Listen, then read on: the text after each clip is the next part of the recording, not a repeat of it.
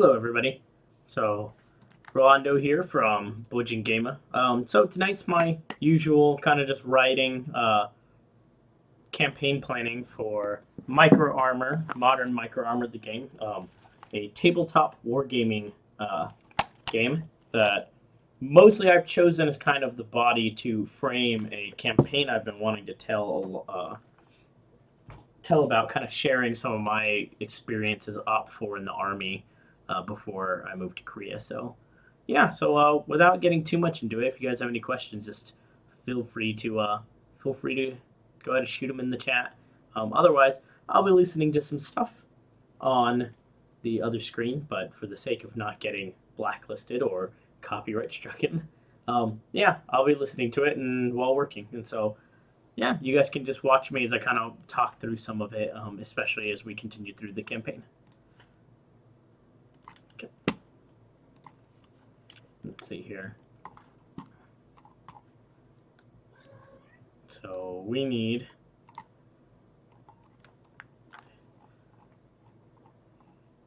here we go. Yep, there's the washboard. Okay. Yep, so there we go. Here we go. There we go. What's the matter, baby? Oh.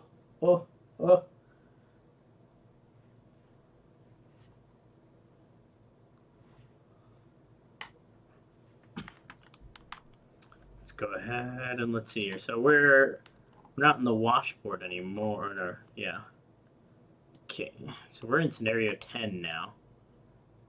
Okay. Here we go. What's the matter, baby? What's the matter? What's the matter?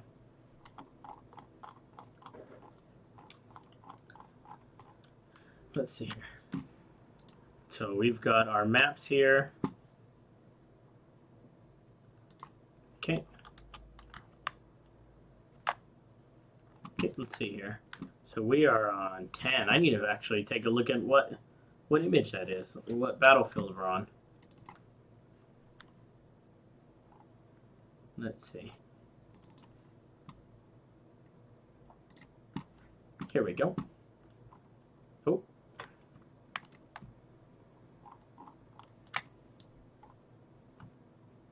There we go. So we're here, and this is basically going to be Brown Pass here. So one of the main passes, again, in the campaign, going from... Hi, baby, knocking stuff down already. Okay, so going from south to north and east to west, this is going to be one of the main passes to seize to get into these battles right here into Crash Hill and Deza Shah and the lake out here. So we're going to go ahead and move on to 10 right here. Okay. Okay.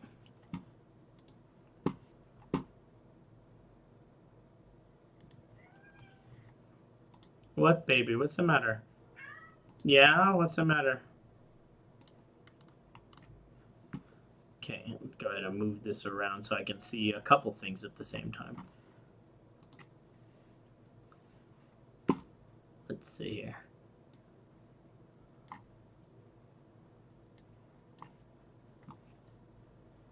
Let's see here. There we go. Okay. What's the matter, baby?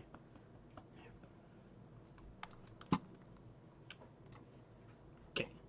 So we've got, not the washboard, we have, yep, we have Brown Pass, correct? Let's check the map.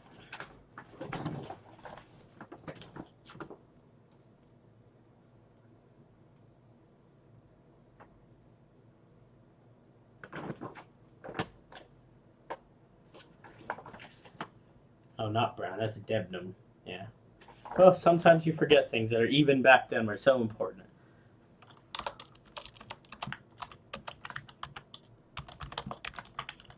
Debenham bass. Here we go.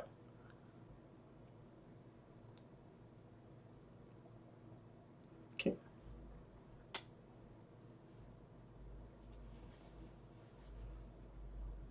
Here we go.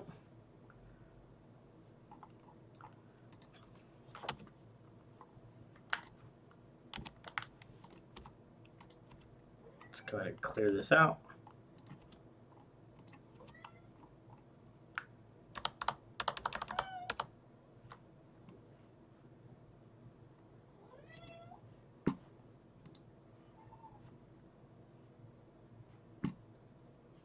Okay.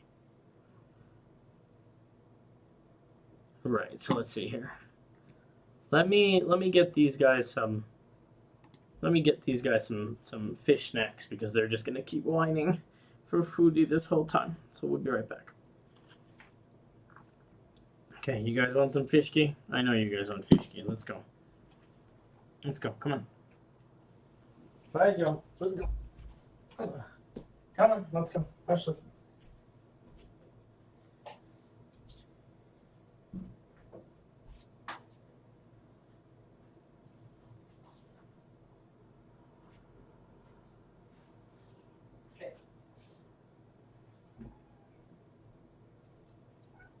I know. Okay, right, babies. Meow, yeah, meow. Okay. Come on, Ashley. Let's get some fish. Okay.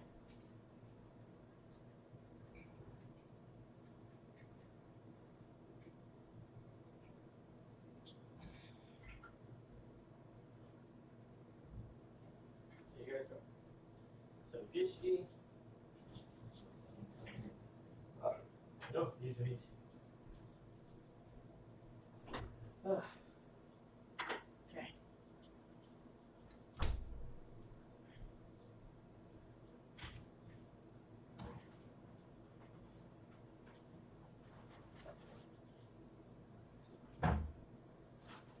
Chocolate. Okay. All right. There we go.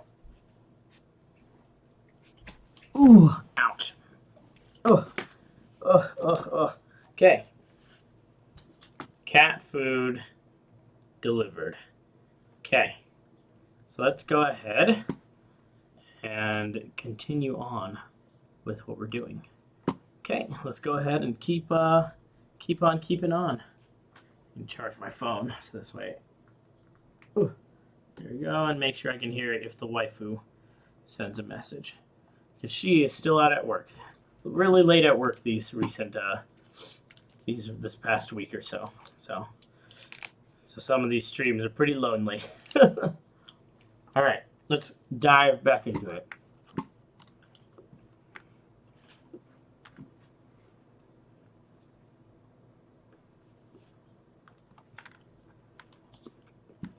Okay. Let's see here.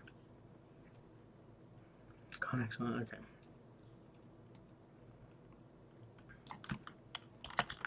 Debenham pass.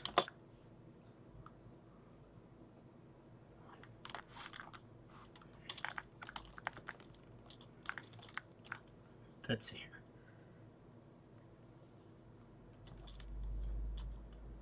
Debenham pass. Okay. Debenham pass is one of the main passes leading to Crash Hill.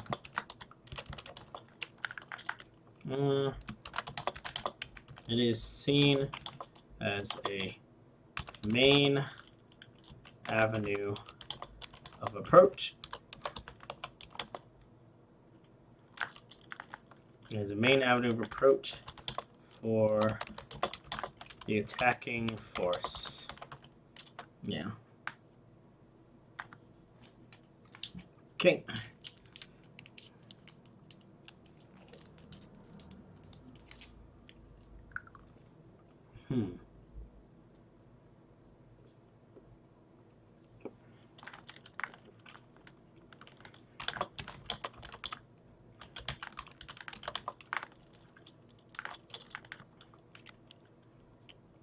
So it consists of a single main or single MSR that winds its way through the mountains.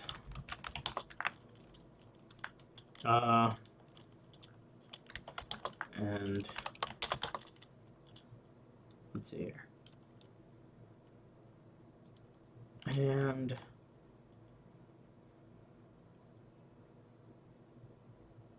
let's see here.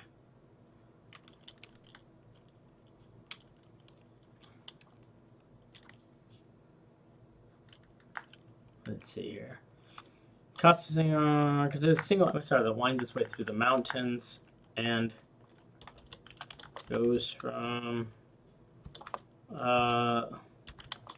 low ground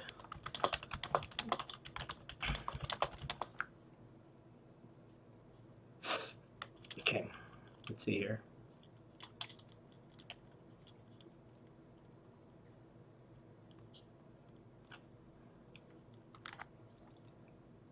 Let's see here.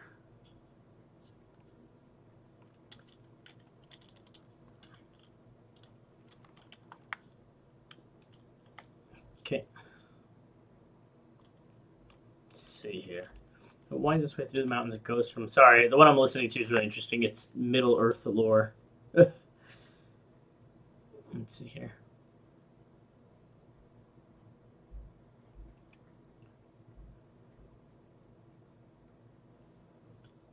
Let's see here.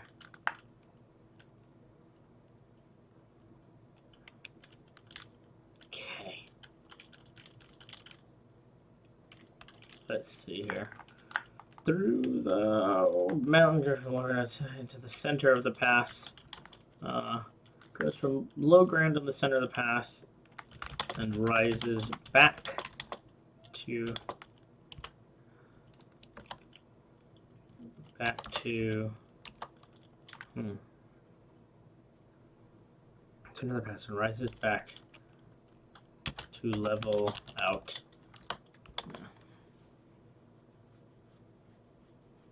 Let's see.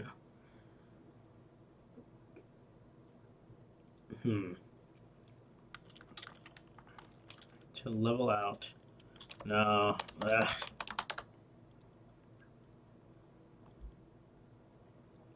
Let's see here. From low ground in the center of the pass and rises back. Rises back to be level with the rest of the plains leading or plains surrounding Crash Hill. Commonly referred to as Strawberry Fields. Okay, let's see here. Let's see here. Yeah, I think I need music instead of listening to like history or something, because I'm getting all sorts of distracted. Let's see here. I need some musica.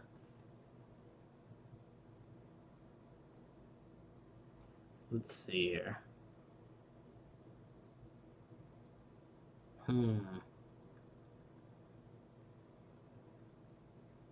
Let's see here. Musica.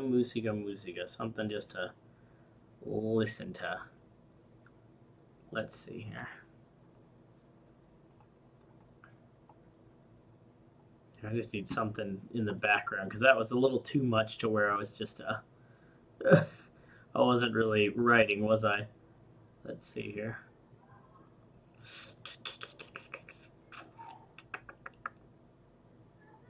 Let's see here. What can I listen to?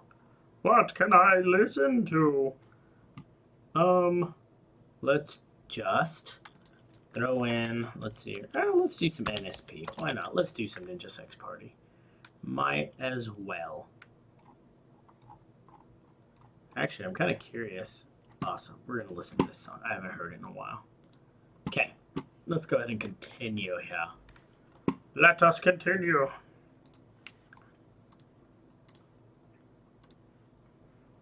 Let's see here.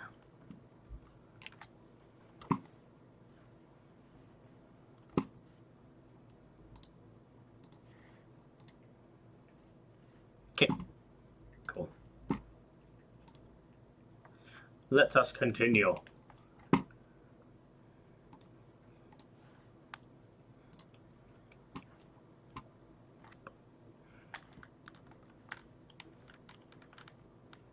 Okay, let's go ahead. Let's see here. Common for the strawberry fields. The MSR is lined on both sides by steep hillsides and pockets that make for perfect ambush battle positions. Fights in the pass can dramatically vary in length. During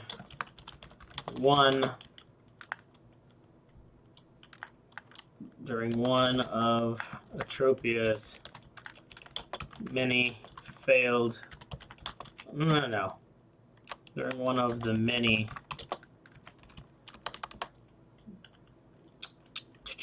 battles fought between the two sides here, a Denovian T-72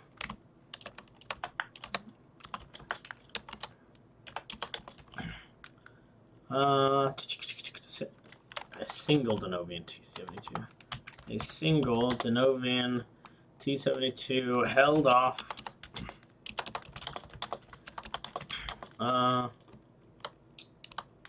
let's see, held off the main attacking force. Held off the attacking Atropian force and inflicted enough casualties to essentially fix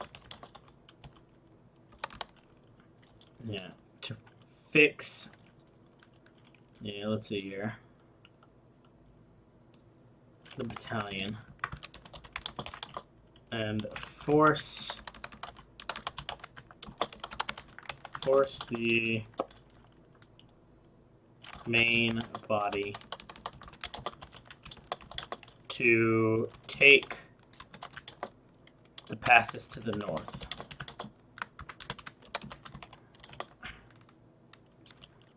Okay, cool. Let's go ahead and add some picturas. So now we'll go to our maps. Let's see here. So this is the pass in question here. And as you can see, there's the main MSR that comes through here.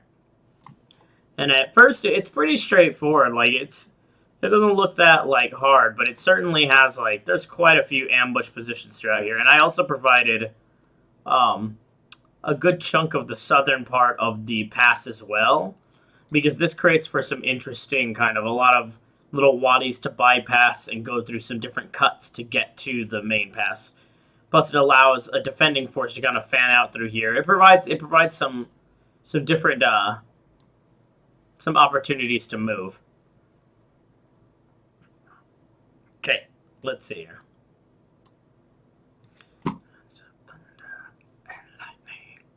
Okay. There we go. Let's go ahead and do our print screen. Let's go ahead and open up that most important of editing tools. MS Paint. Oh, I guess you can see what I'm listening to now, can't you? Hear the thunder, baby, then you see the flash. Okay. Thunder and lightning. There we go. Cool. 2, 3, 4, 5, 6. Yep, that's the right scale. There we go. So this is Denovia area 10. Okay.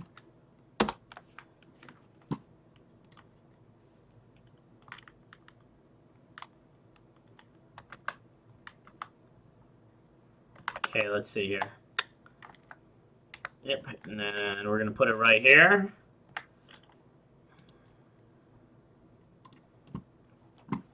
From Odin's halls. Okay, let's see here. Here we go. So here's our main view right here of the pass, and so now we're going to insert a, as always, not a satellite imagery, but terrain. So this way, again, you can see more of kind of the contour lines and everything, and the drop in elevation here. So it looks like it's 200 meters here between main elevation contour lines. This 3,000 and 3,200 meters and 3,400. So then how many lines in between are there? There's, let's see here, 1, 2, 3, 4. So then what, that's 20, 40, 60, 80, yeah. So it's another 200 meters in between the minor contour lines. And again, this is somewhat helpful for people who are trying to want to get a lay of the land, but really, again, it's kind of another method to kind of understand the exact elevation changes, because especially when you're dealing with armored warfare, those can make some huge differences between a tank being able to go over it or an armored vehicle having to go around it. And then, of course, like the what level of elevation you're going to be able to see from a peak, and what you're going to be able to see from it. So let's go ahead and continue. Let's see here. Okay. Let's see. So let's go ahead and get our full screen here to make sure we get the cleanest shot we can. Get our print screen again. Okay. Paint, new, paste. TWRP, twerp with NSP. Classic combo.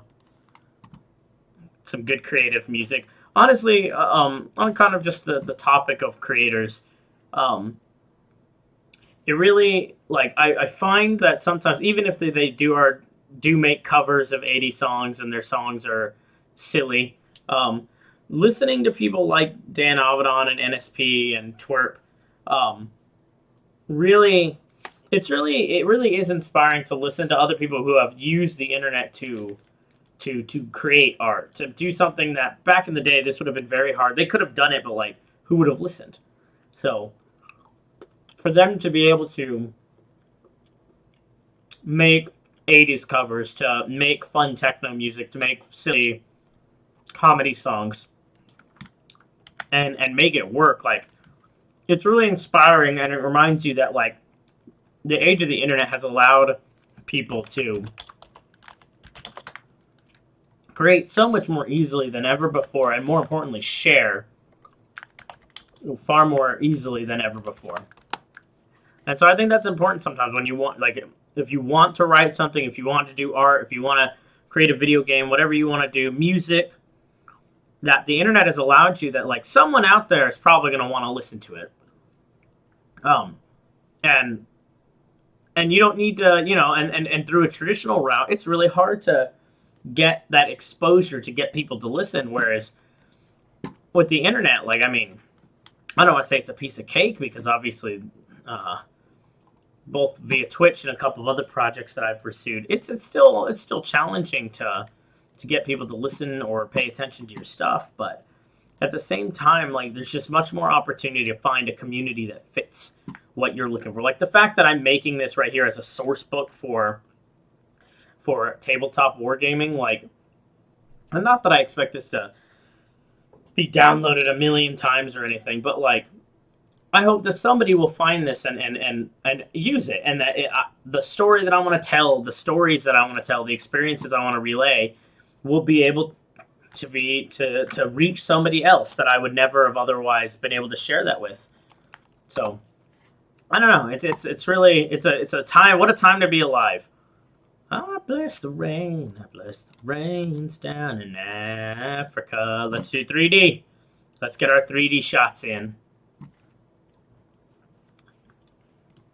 Bless the rains down in Africa. Bless the time. Okay, let's go ahead and... Okay, so here's our main block here for our pass. So let's go ahead and get ourselves looking at somewhat of a horizon here. Let's see. Yep. Man, it's so crazy to see. It's always fun to see this in like just such a different way. Man, it doesn't even look like it, really. It's crazy. These are all the impact areas and everything where they do mortar live fire training and everything. Okay. So here we go. Here's a nice view now. So I always just try to like to get various angles. Mostly just, again, to show kind of what the terrain's doing exactly. Because I think that's the most important part of all of this is what is the terrain doing? Like, because if you can't show that, then like what is anyone getting out of this, you know? Like, this is all more, again, to try to show people kind of the elevation changes, etc., etc., etc. What is that? Don't know me. Or recognize my face. I don't like that I don't know where my other border is. There it is. There it is. Okay. Okay. So hopefully, again, this just kind of gives someone who's trying to make a model of this, like a terrain model of this, some perspective of kind of what they're looking at. There we go. Get this a little bit more like this. There we go. Okay, that's not bad. We're going to slide this over just a little bit. Okay, go ahead and get our print screen. Go back to paint. City on Rocket. And it's always, honestly, I'll be honest, when I listen to this music, it always gets me in a good mood. And again, it just really, it's inspiring that, again, like, they're living their best life just creating, man. Like Brian from Ninja Brian from right here from NSP. He's literally like a PhD in mathematics, like I think he taught at Oxford for like a couple years before he just got bored of it and was like, "Nah, never mind. I'm going to go pursue that musical stuff with my buddy that I met like back in the States." Like, or Cambridge, maybe. He was like a British. He was teaching at a British university, like as a mathematics professor. And like, no, I think I'm gonna go make comedy songs where I'm a mute ninja that kills everybody in the music videos. Like, that's great. And he plays a keyboard. Like, that's really awesome. Like, let's see here. So this is Deb Pass 3D1. 3D1. Built this city on rock and roll. So now we got to keep looking. What else do we got? Okay, so this isn't a bad angle, but I always try to get, at least if I do one from one side, I want to make sure I get it from the other as well. And honestly, from the main MSR is probably a really important perspective. Okay, so let's turn this around. I do this just because when you rotate with the shift button, with the shift key, things get a little jank. Things can get a little jank for sure. Like, it starts like kind of forgetting what axis it's on and starts like slowly canting off to the left or right. Okay, here we go. That's not a bad shot. So this is basically straight down the pass into like what it looks like as you're entering the pass. There we go. That's not bad. Yeah. So this way you can see like what this pass is looking like and kind of like how domineering some of these features are. Like some of these features are very like it's fairly flat until you get into the center of the pass. So we're gonna go ahead and where's my mouse? Okay. Okay. Oh, it's almost the thumbnail from the actual thumbnail from YouTube. So good. Like it's really honestly inspiring. Like this music always gets me going, and it's good for creating because again you're listening to other creators while you're trying to create something of your own. So let's see here. Deb Nom Pass 3D tool. Okay. Let's see where else. What else is I think again, like I said. See what I mean? Oh god, things are just everywhere. Okay, so I think the smartest thing is like from inside the pass itself, like what the inside of the pass looks like. Because like there's a lot of pockets for ambushes, like, and I think it's important to display like when you're in this pass, like how surrounded you become by high ground on all sides. Okay. Yes, another great cover. Dan and Super Guitar Brothers. Great stuff. Tower alone on the sea. You became the light in the dark side of me. Love remained. I'm not good at singing, but I don't apologize. I'm vibing. I'm creating. Did you know that when it snows, my eyes become large and light that you shine can't be seen? Okay. Okay, what other angle should this be from? I don't know what other angle to show. Maybe from the southeastern corner? Like, you just want to try to get as much terrain as possible just to show, like, kind of, like, what the pass looks like. Like, you just want to give someone, if they're trying to build these 30-inch by 60-inch playing fields for Microarmour, you want to give them a good idea of, like, what the field looks like. Like, what are they trying to actually build, whether it be out of foam or tiles? Like, what do they need? What do they need to make here? So I just want to make sure they understand like what elevation they're looking at. And again, seeing like all of this right here, all of these little cross-hatch little dirt trails and everything. Like, so it's not all rough terrain. A lot of unimproved roads, but roads nonetheless. And for armored vehicles, it's easy enough.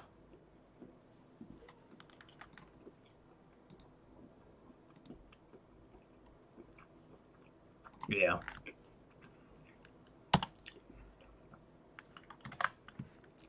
I think that does a pretty good job.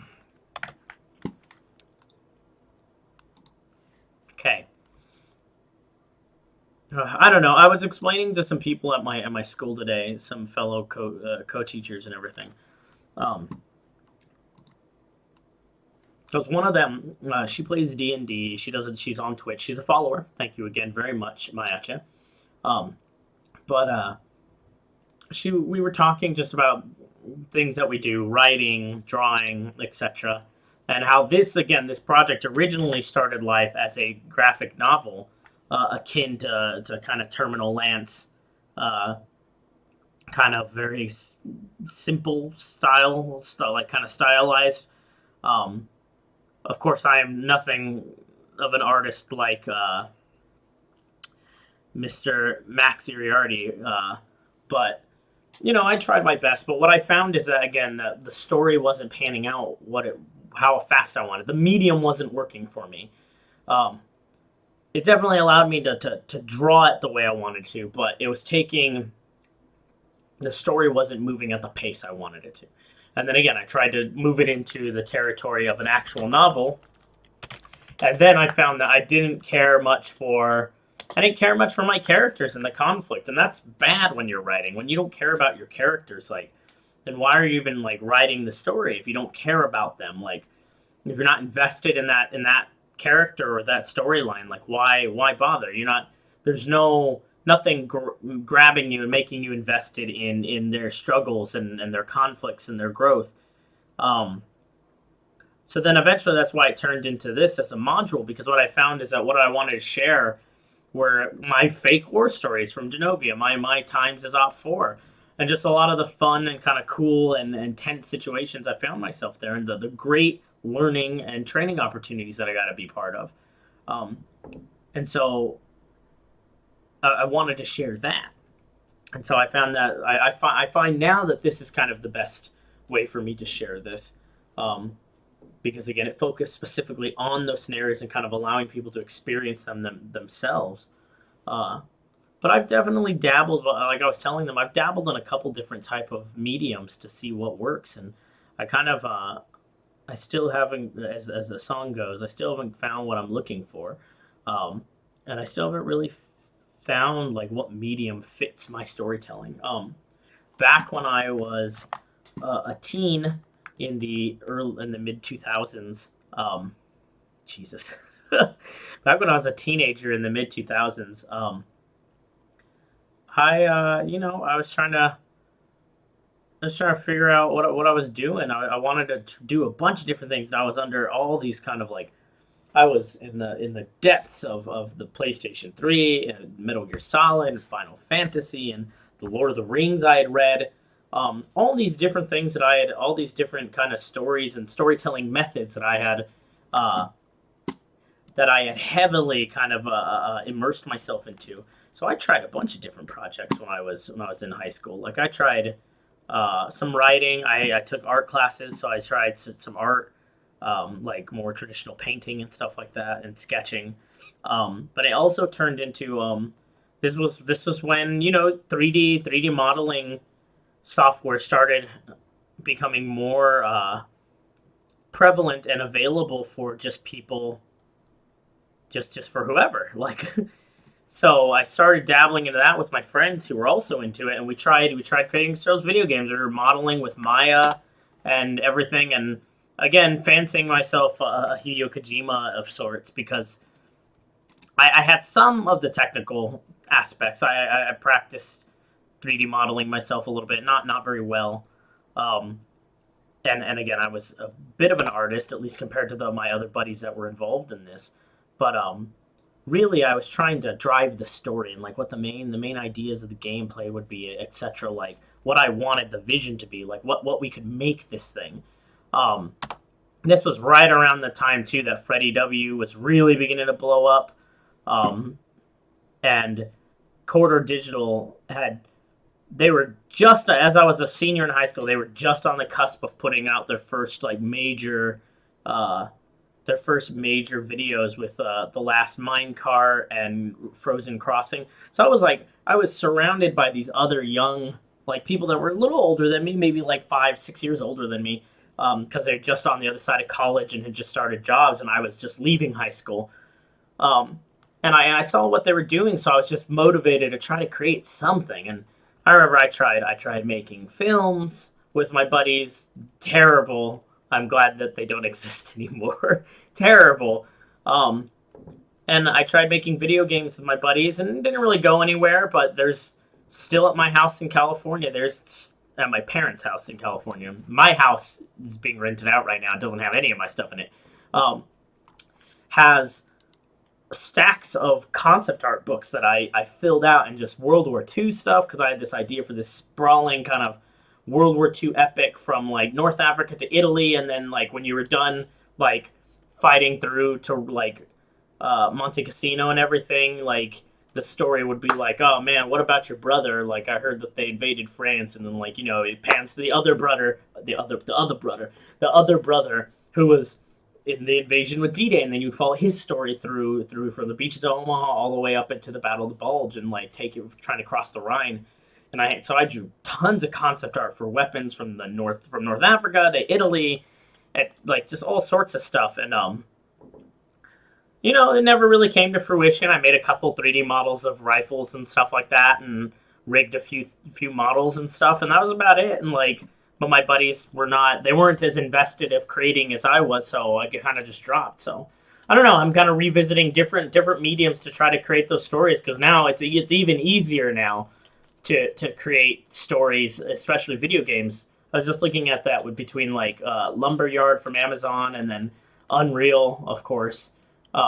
There's a lot of tools out there, and then of course all like the JRPG Maker and everything. A lot of some of my other story ideas that are on the back burner for D&D campaigns, for Mechton campaigns, Cyberpunk campaigns. These things have like they're all just on the back burner. But some of these stories I mull over, and I'm like, I don't even know if I want to make these campaigns, or if I just want to try something else. Do I want to try to make this a novel? Do I want to try to make this into a module like this? Like, I don't know, lots of stuff, but you gotta find what medium works for you. So let's see here. So now we gotta talk about the task and purpose for Debnam Pass here. So we've got, again, still usually simultaneous with the attacks into the washboard, because what they're effectively trying to do, let's bring up the larger image here. What they're trying to do right here is that as the American or the Atropian forces, Western forces, the NATO forces, are trying to do is essentially they're trying to get here to Crash Hill, because according to the maps, etc., for this fictional country, this is where you begin to get out of this province of Denovia, and you can begin to move into the heart of Denovia proper.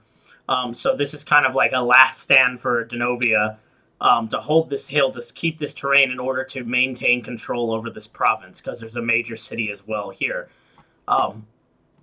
So these passes are key to doing that, because while you do have the passes to the north, again, as we've talked about, the northern corridor here is usually very, it's not viable for anything larger than a company. Like, it's so narrow in spots that trying to move a brigade here, do a brigade-sized assault onto a city or into the here, it's just, you're not going to get through. You're going to get bogged down. It's way too easy to defend this.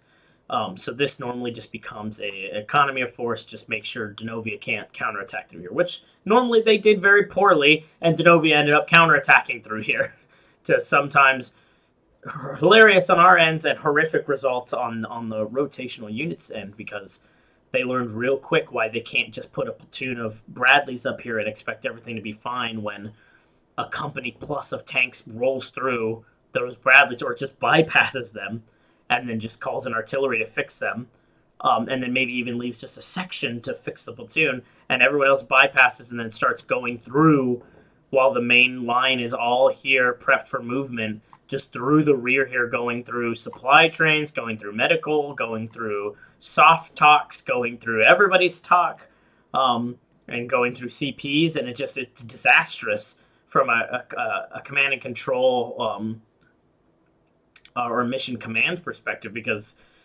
yeah, you can have all your tanks and everything, but like, and mission command, the idea that like every single unit down to the individual tank crew has the ability to make decisions as long as they're nested, as long as they fit within the overall structure of what's trying to be accomplished. But it's really hard to convince that sergeant in his tank to do something when everybody else is dead, especially when it's like, oh, you need to go assault that hill and go take it, and it's like, what now? And especially things get, just the confusion that usually ensues as well as you go through their talks, and then company commanders are sitting there trying to figure out what's going on, who's in charge, like who's like, oh, what does the op board say for chain of command? Are we sure? Are we sure the SCO, the squadron commander, or the battalion commander are dead? Like, I don't know. They're not responding, but the talk's been hit. It's got tanks, Denovian tanks running through. Who's going to go and counterattack? Does the reserve know? Just a lot of confusion, and then of course then you can move in your own forces, then counterattack through them, and it just cascading of problems. It's always the idea of multiple problem sets, which of course has its own issues as well. Assuming essentially that the enemy can't handle multiple problem sets, that the idea of just throwing problem sets is enough to stop the enemy. You're assuming their inability to solve, or their inability to isolate, fix, and then bypass those problems and continue on with their main objective. And it was a good test on both sides for that.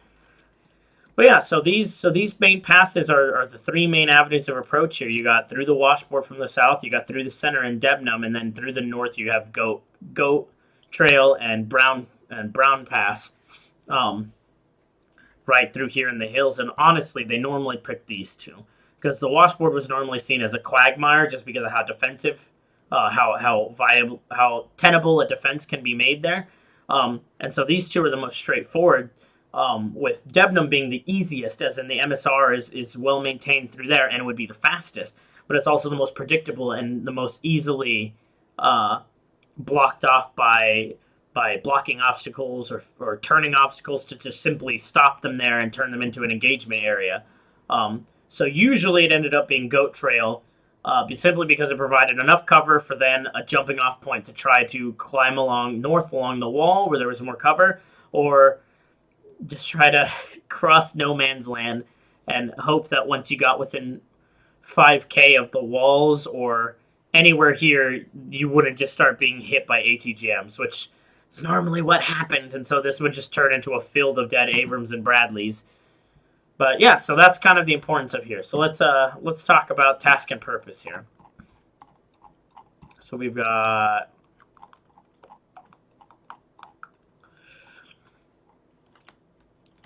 Let's see. As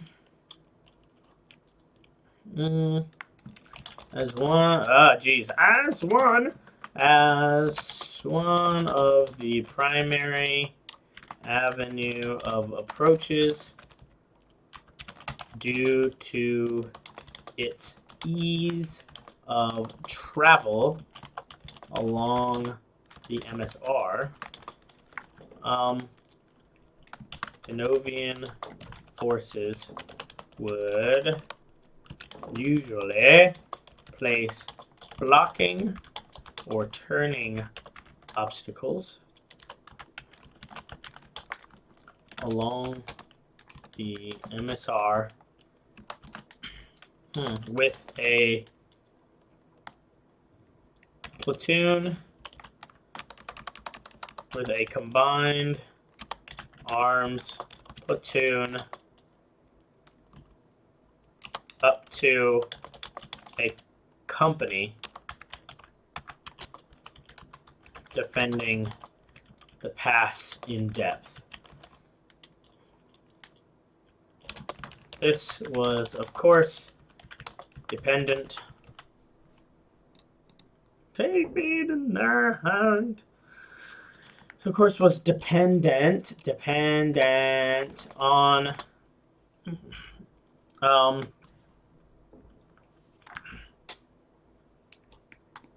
this, of course, was dependent on the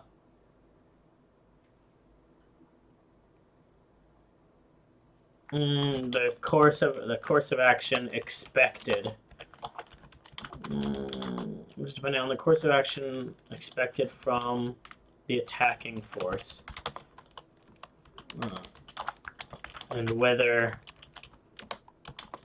Debnam or the passes to the north would be the main focus of the attack. What's your favorite juice?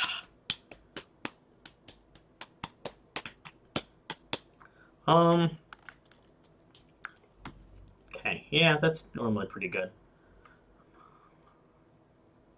Yeah, that works.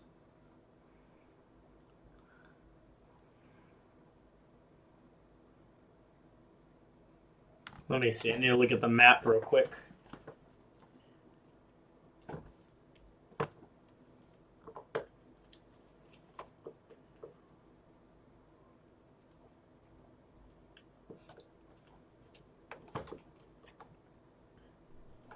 Let's see here.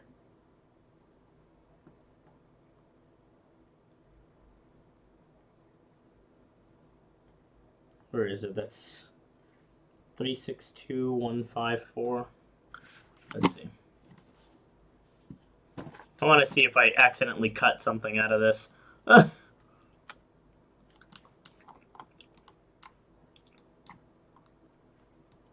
Oh, I did. Whoops.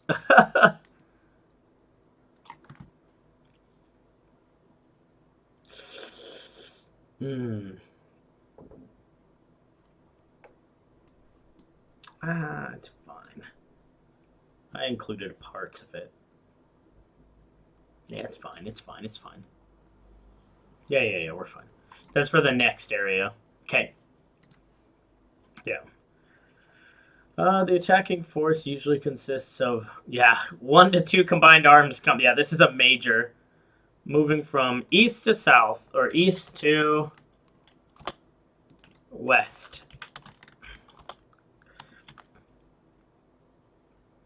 Yeah.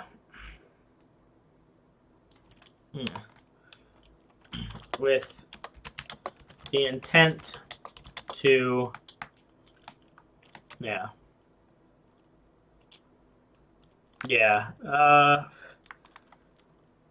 With the intent to set conditions for the eventual attack to Crash Hill. Jesus. Crash Hill. Okay. Let's see here.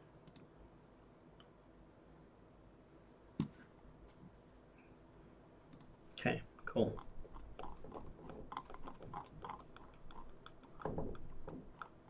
Yeah, that's pretty good, I think.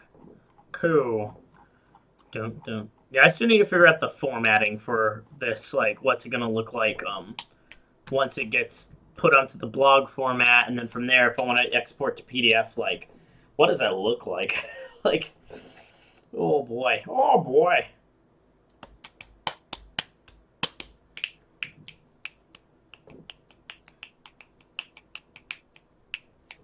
Okay, let's see here. And then as always, conditions for victory I'm going to set for later. Okay. Yeah.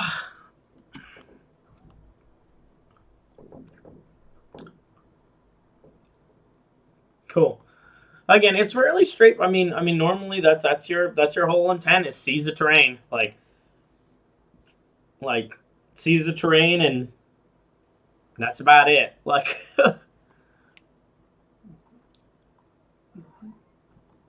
at least on this side of the conflict, at this moment in the conflict, the NATO forces, the Western forces, the Atropian forces have a much kind of more straightforward set of objectives, of namely seizing terrain and then preparing for a final assault. Like, a little bit of blocking in the north, but for the most part, like, that's what they're doing. Whereas Novia, you're switching between like like maintaining like a hold on terrain, fixing an enemy so that they don't bypass, defending in depth, or simply like conducting like a withdrawal, screen lines, all sorts of funky stuff. Like, because you're kind of you're on the defense. You have to go through a multitude of operations to try to get back on your footing to create the conditions to then go into an attack.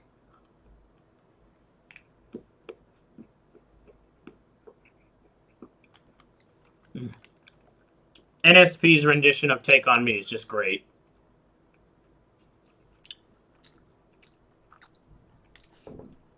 Cats. Well, everybody's sleepy now. Okay, let's see. Okay, yeah. Well, let's go. Let's see if we can do another one. Normally, I get one of these done a night, but the wife's still at work, so not completely in a hurry here. So we'll go ahead and see if we can get at least another one started here. Anyways, yeah. So, like, I don't know. I've dabbled with a lot of ideas of how to tell future stories between more modules like this, between novels, short novels, light novels. Just trying to figure out what medium fits more. And it's a weird mixture of like kind of seeing kind of immediate returns of like of seeing your world, the story that you're trying to tell, come together and form, as opposed to being just something amorphous in your brain. Um, and then also like with the proper like tone as well, like that you're trying to tell, it's very interesting. Like what are you trying to do exactly? And like for me, the webcomic I thought was a good fit, but it was the pacing was too slow. And then the novel, like that's when I found out that like the characters aren't strong enough to support a narrative like this. Okay.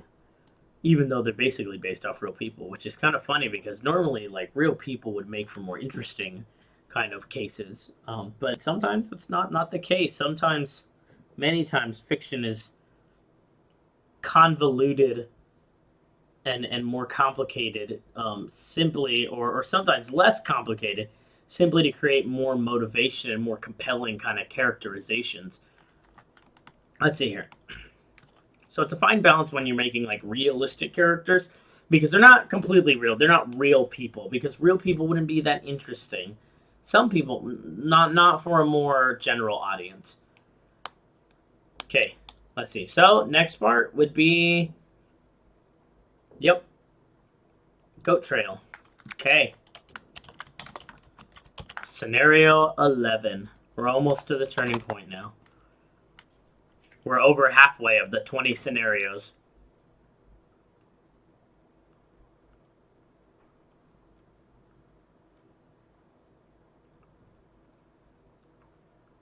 Okay. Let's see here.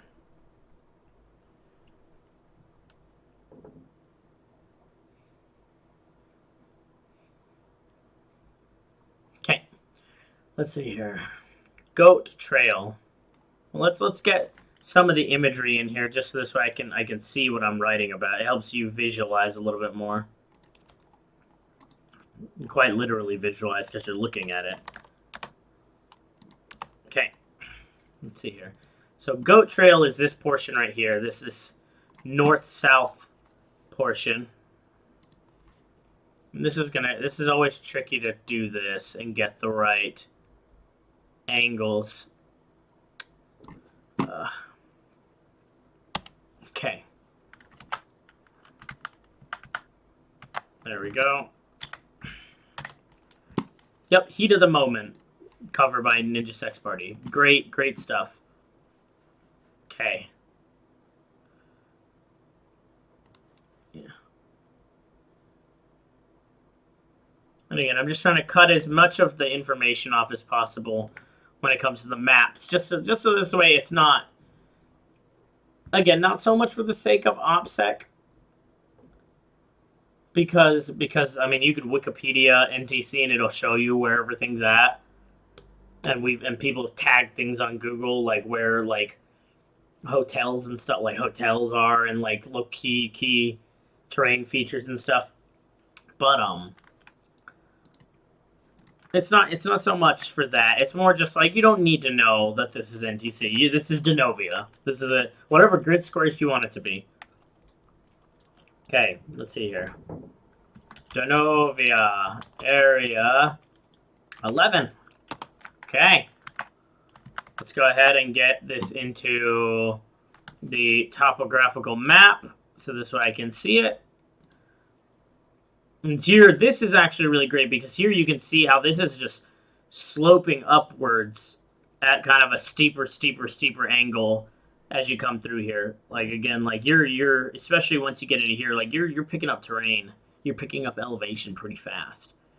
Like compared to some of this area right here, like you're picking it up pretty fast every 500 meters or so. Like you're picking up a couple, like another 100 meters of, no, like another, yeah, a couple 100 meters of elevation. Like it's moving.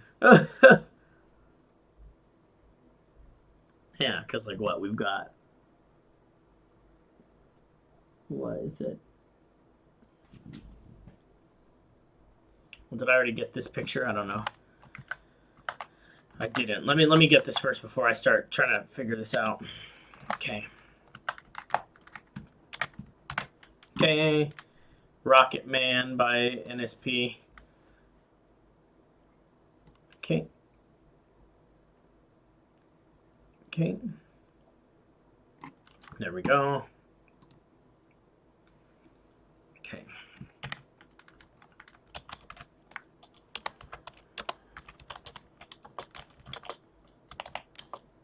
Terrain.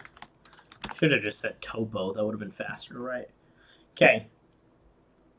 Okay, so let me see here. I want to see something.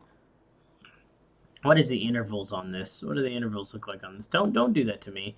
3,002. So right here it's 200, another 200 meters of another 200 meters of elevation gain.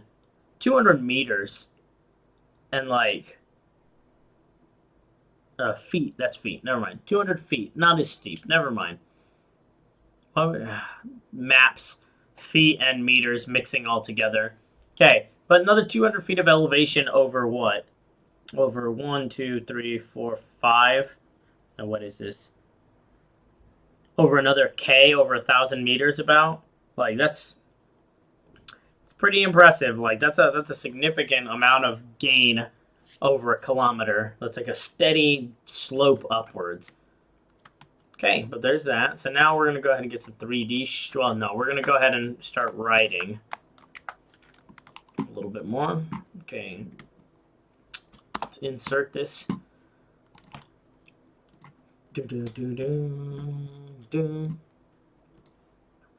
Oh, I hate these because they take up so much room. I really have to figure out how I want to format these. Like these up and down ones. Like they're very, very hard to figure out how I want to format these.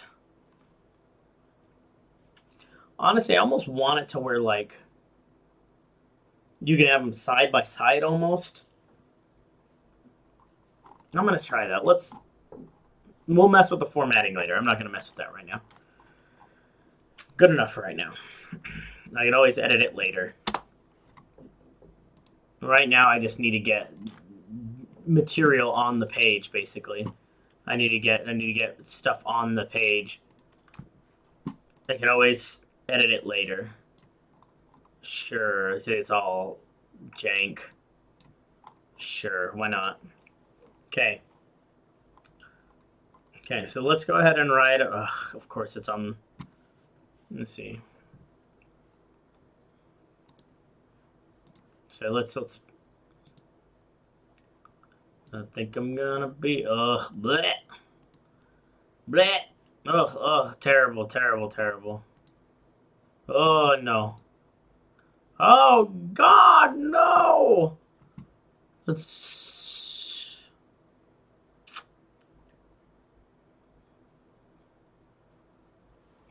Wish there's a way I could see multiple pages at once. I'm surprised there isn't. I'm sure there is. And there's got to be a way. I think I know there's got to be a way. Wow, I'm already 51 pages into this. Good for me. It makes me feel good. It makes me feel real good about how this is progressing. Because that means this is going to be a sizable little module here. Like, cool. Cool. Okay, so let's go ahead and just talk about it then. So, goat trail. The goat trail. The goat trail. The goat trail. We're going to skip this song. I'm not a huge fan, actually, of their rendition of Down Under, surprisingly. Okay. But Danny, Don't You Know? Now that's a classic. Classic NSP. You suck. Okay. Koi. The goat trail. Let's say here, the goat trail is the last of the viable avenues of approach for attacks heading towards Crash Hill that can support a battalion-sized element. Okay. Okay. Towards crash out like it's more. With bountiful micro-terrain and a number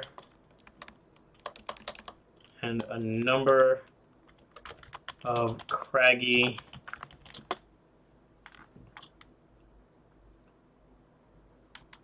hills.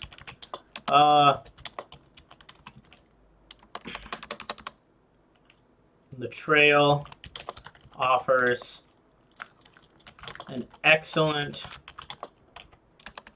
source of cover and concealment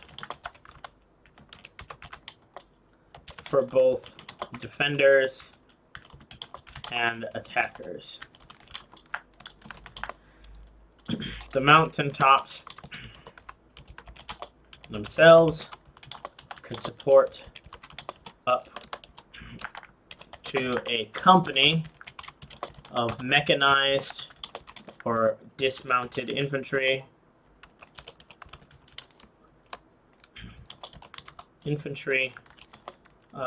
to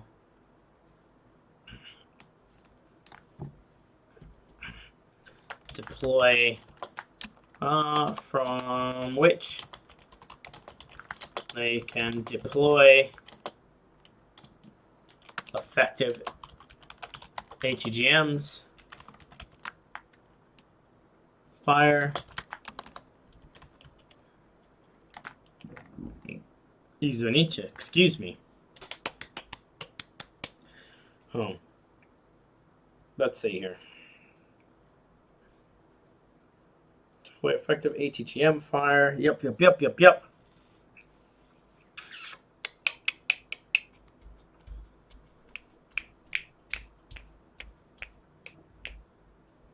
Okay. Deploy effective ATGM fire.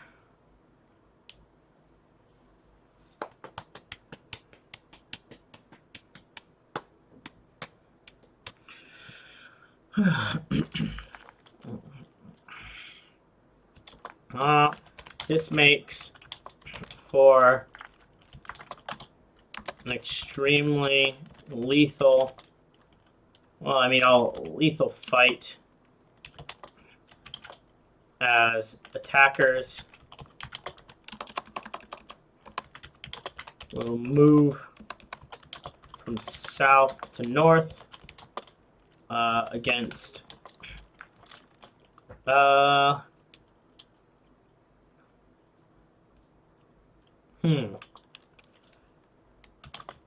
a dug-in defender.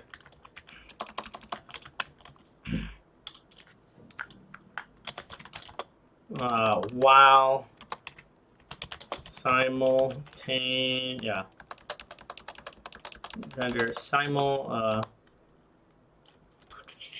from north to north against a dug-in defender with both armor and infantry simultaneously.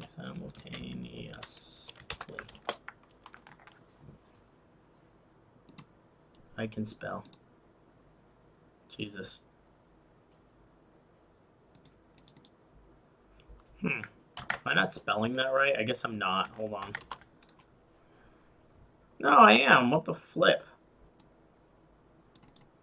The flip simultaneously. Yeah, I did spell that. Flip Google? What are you talking about? Well, I guess maybe I'm not putting it in the right context. Let me reread this sentence. Let's see. Saying certain extremely the fight as attackers are moved from south to north against a dug-in defender wall with both.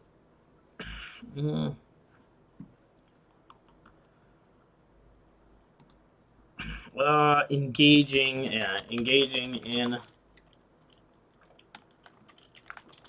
simultaneously engaging in close quarter fighting. Sure. Okay. In the center of the trail, the terrain becomes extremely rocky and undulating, which has undulating with rocks larger than MBTs, providing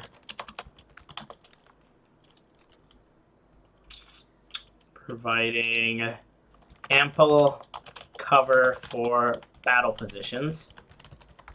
Yeah. This area has thus earned the nickname of the Rock Garden.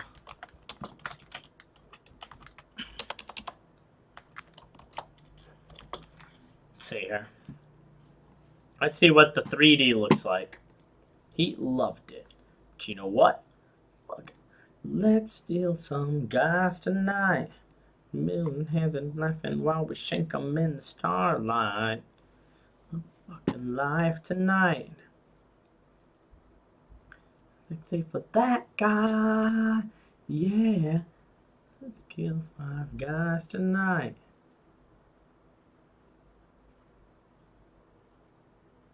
Kill 10 guys tonight. Okay, let's put the brakes on the murder.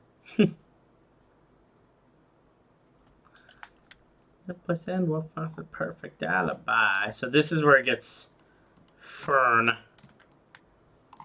So like these positions just get crazy. I love the Go Trail. It's such a fun place to fight in. Like it's so absurd. As like the MSR crosses through it as well. Right? That's through Brown, right? No, that's Debnam right there, yeah. Like the MSR crosses through there. It's like kind of cray-cray. Yeah, this is great. There's all sorts of crazy stuff down here too. Like I just remember there's so many different areas down here to fight in, and like so many just little things that you maybe see once and never again. Burned out tanks and APCs and cars and that's rich. Yeah, that's not doing me how I was hoping it would do.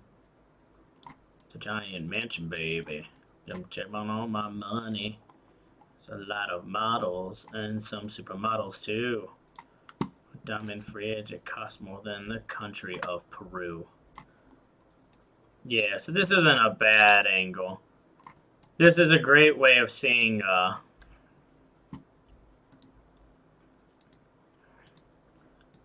yeah, this is a great way of seeing just kind of like how the terrain rises. Because that is not flat.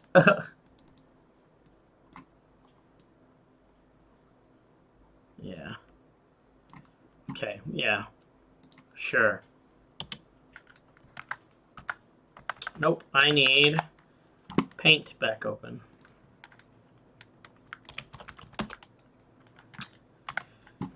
Ah, Mansion Party. Another great. Suchuru is such a great artist. Like, amazing artist, man. Again, all these music videos and everything are just collaborations of like independent creators, and it's just always inspiring to see like what people can do because of the internet these days. Okay, so this is Goat Trail 3D1. Okay. Let's see here. So I need a different angle now. Yeah. Where's my rock garden at? Here's the rock garden.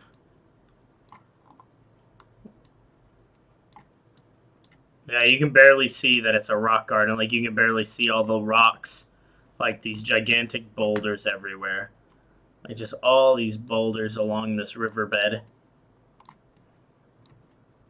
Yeah, look at all those rocks, these boulders. Okay, let's see. But this is not a bad spot right here. To then turn and kind of... Oh god, we're canting. I knew I should have done that. Oh, hi, Cat. Oh, hi, Mark. Oh, hi, Koda. What's the matter? Is it raining outside?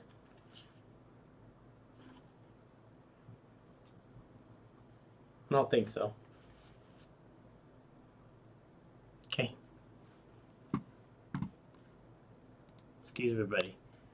You're kind of on my keyboard here. Okay, no. Let's not lay. Let's not roll. Let's not roll. I love you. Oh, Papa, I love you too. Oh. Just don't lay on the keyboard. Not on the keyboard. Anything but the keyboard. Just not the keyboard, buddy. Okay. Okay, go. Go check out Mama's new mouse pad that she forgot she ordered. And honestly, quite frankly, I forgot we ordered too. No. Oh, goodness. All right. Midnight food? Time for your bedtime food? Okay. I'll be right back. All right, let's go get you guys some more food. Come on. Let's go. Let's go.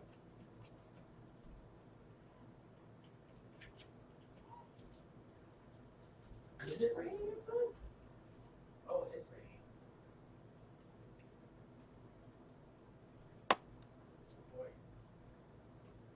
Oh boy. Oh boy. Oh boy, it's raining. Isn't that bloody fantastic? Okay. Let's get you, little bastard, some food. Poor babies, you never get to see Mama and Papa anymore. Okay. Eat your foodies, baby. Eat your foodies, babies. Okay. Oh god, my foot's falling asleep. Oh god, no. Okay. I go. Okay. So, yeah, it's raining right now. So I guess after this, I'm gonna practice my Korean and listen to some Korean city pop with some rain. I know, very Orientalist still of me, of like kind of exoticizing Asia into just kind of these cyberpunky city pop fantasies, but at the same time, like there's certainly like for an American, there's certainly again a cultural kind of I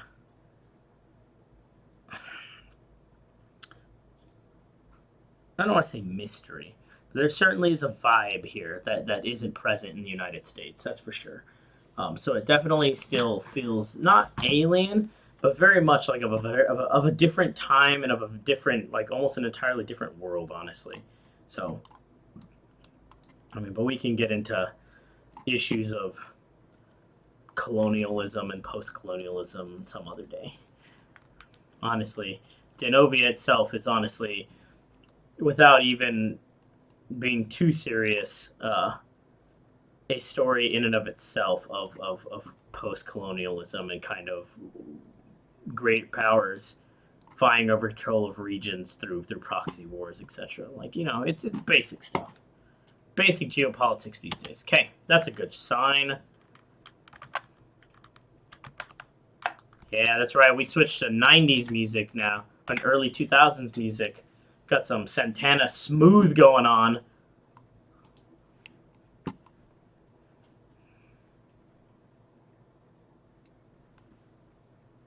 Yeah, it's a hot one. Like 7 inches from the midday sun. It's pretty good. Goat Trail 3. Oh, my D wasn't capitalized, and the other one that's going to bother me. I'm going Lolita. My Spanish Harlem Mona Lisa. You're the reason from reason. The step in my groove. Let's see here.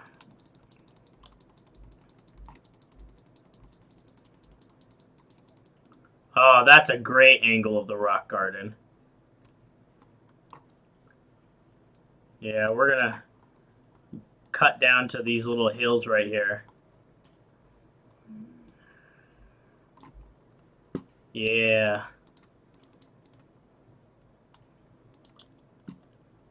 Yeah, that's great. That's an excellent showcase of, what is this? Whoa. Okay. Or else forget about it. That's a great showcase of the terrain there. That's awful looking. Oh, it's so much fun to fight in that. Okay.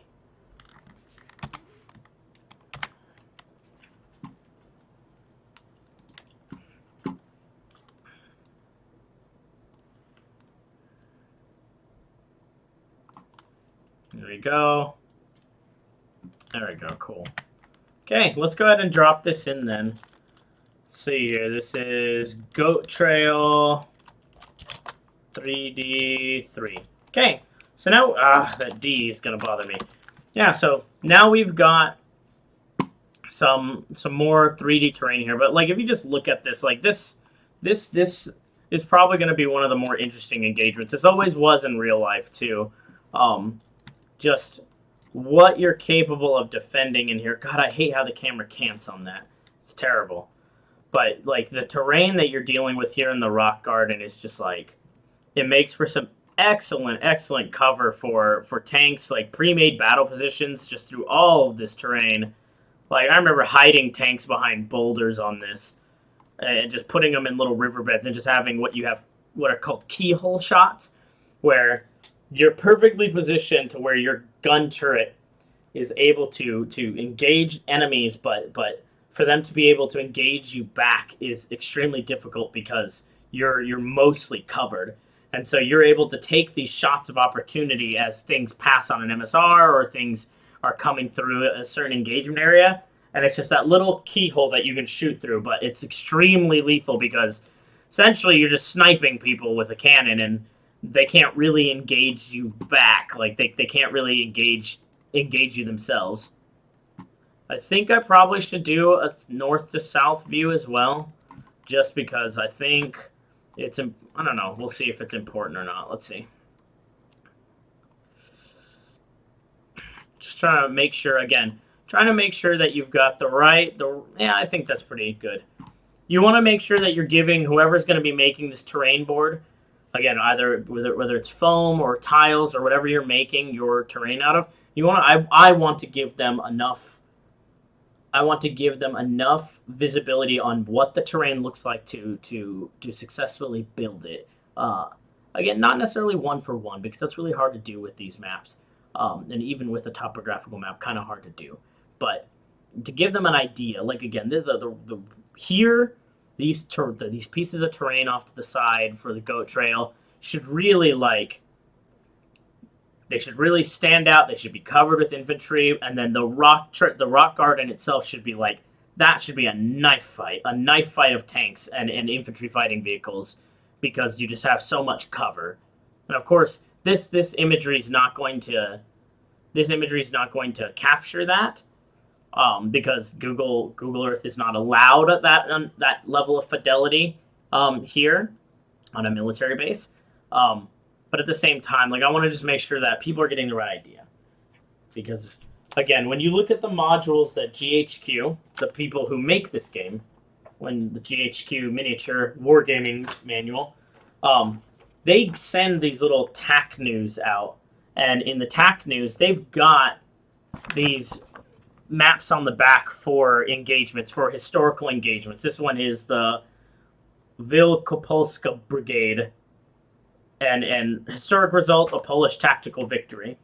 And so, like, they try to get you information on it, and of course they give you your what your forces are built up of and everything. And then of course they give you what one of these maps should look like in the back, but that's not very helpful. Like, you get some idea, but again, the stories that I'm trying to tell, the scenarios that I'm trying to create with this, I want a very specific type of I want a very specific type of look, and that is right. I am listening to La Vida Loca because, like I said, it's time for the early 2000s and 90s music. So let's see here.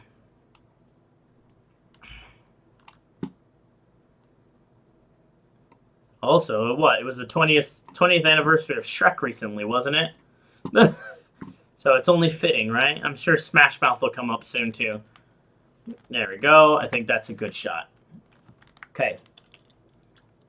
So this is Goat Trail 4, right? Yeah. Okay. There we go. I think that's a good amount of shots. Ah, no, buddy. Not again, baby.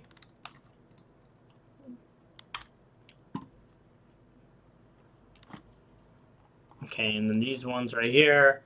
Buddy, I can't see. I can't see. Buddy, I can't see. Ugh. Buddy, your tail's right in the camera. I know. I'm almost done. We'll call it right now. I'm glad that I got 2 modules done instead of 1.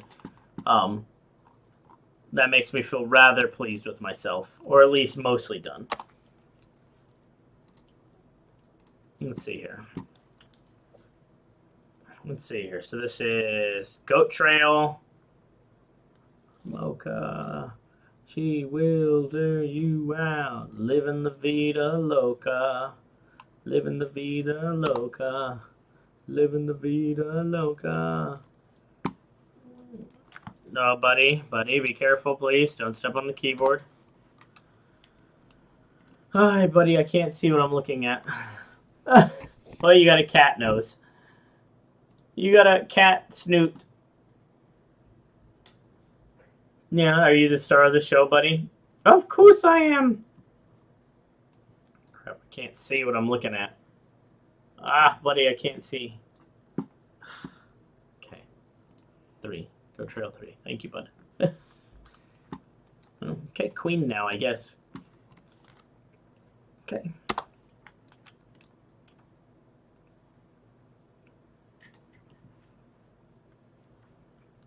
4. There we go. Okay, so let's go Trail 4. So we've got it from the south to north, from the northeast looking south. Then you've got from west to east with mainly showing off the rock garden, and then from north to south directly showing off what the trail itself looks like. But yeah, so like not bad, not bad. Nice. Rather pleased. Because again, any progress you make is good progress. Like making progress is the most important thing. Like even if it's just a couple minutes, just working on it is extremely important. And so I'm really happy that I can take these opportunities to both stream it and then also actually get some work done on it. So that the story is getting told, the module's being made. So let's see here. Don't me now. Having such a good time. Having a ball. Due to the highly defensible nature of this pass, Denovia usually, Denovia usually leaves this defense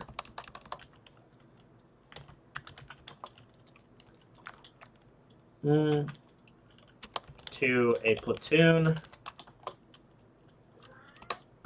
To a single combined arms platoon with the ability to withdraw if necessary. They are usually accompanied by a heavy contingent, or by a company, by a platoon to company-sized element of dismounted mechanized infantry occupying the surrounding hills with ATGM systems.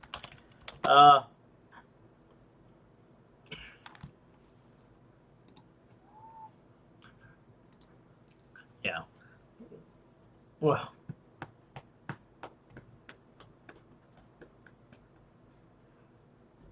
Oh.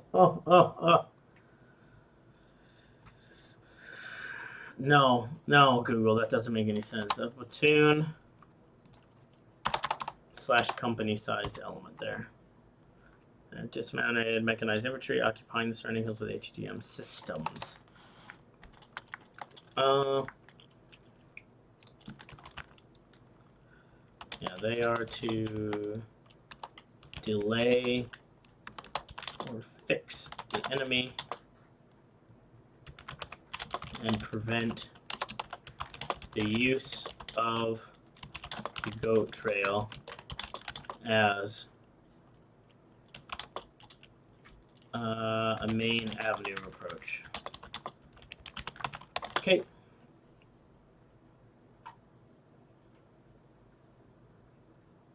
Okay, yeah. A trophy attacking force usually consists.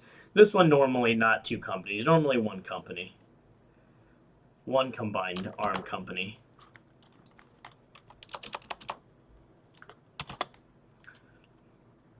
From south to north.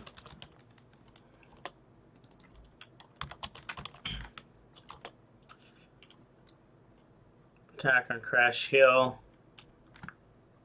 Yeah. They may be accompanied by a dismounted infantry force. A dismounted infantry force clearing the terrain features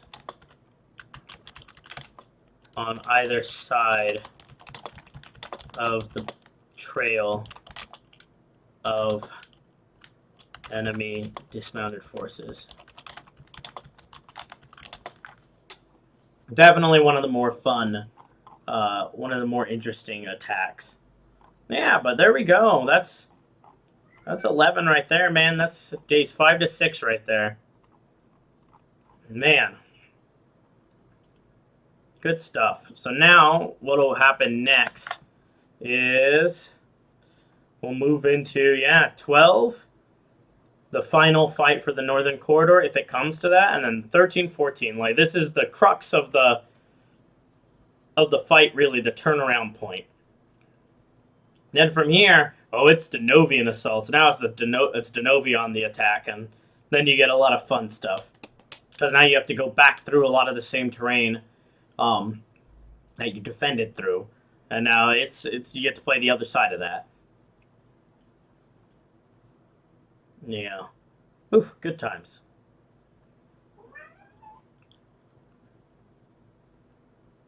Coolness. All right.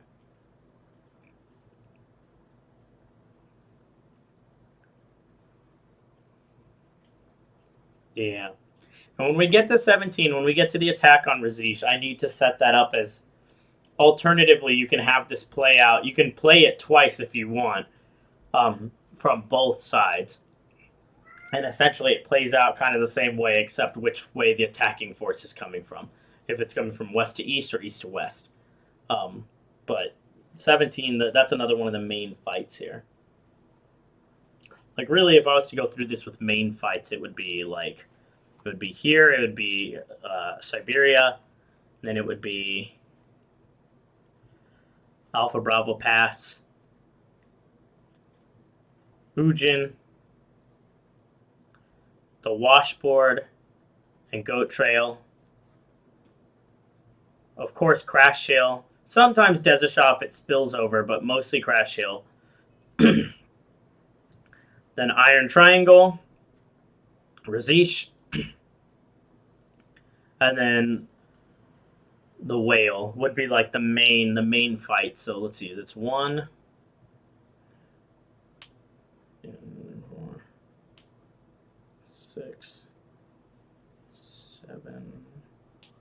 That one can be bypassed. That's not 8, 9, 11, 13, 16, 17, 19. So, like, of these fights, there are, like, probably around 8 major fights. Like, these are the fights that, like, would be, like, these are going to be, like, the large platoon to company on company fights that are, like, these are significant fights. Buddy, don't step on the computer. Okay, we're going to call it before the cat accidentally restarts everything. So thank you guys for joining me tonight. Again, it's fun just to, even if... Okay, buddy, get off, please. Get off. Go, get off. Paste chair. Thank you. Oh, God. The problem with having a power button on top of the computer, watching the cats paw their way around it, and they have to turn the computer off before.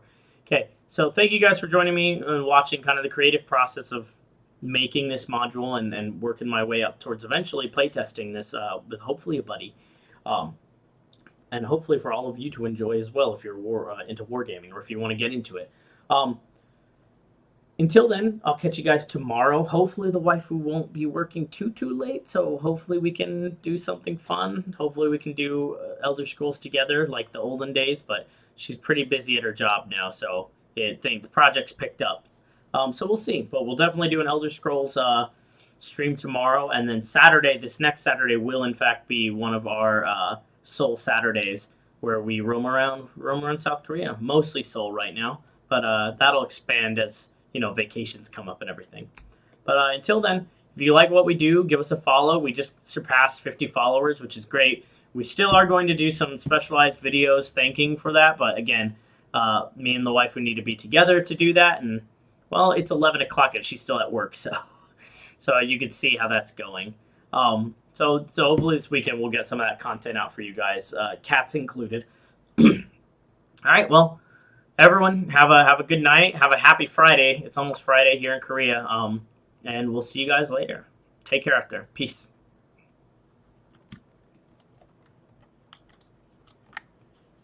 Not be right back. Ending soon. Have a good night, everybody.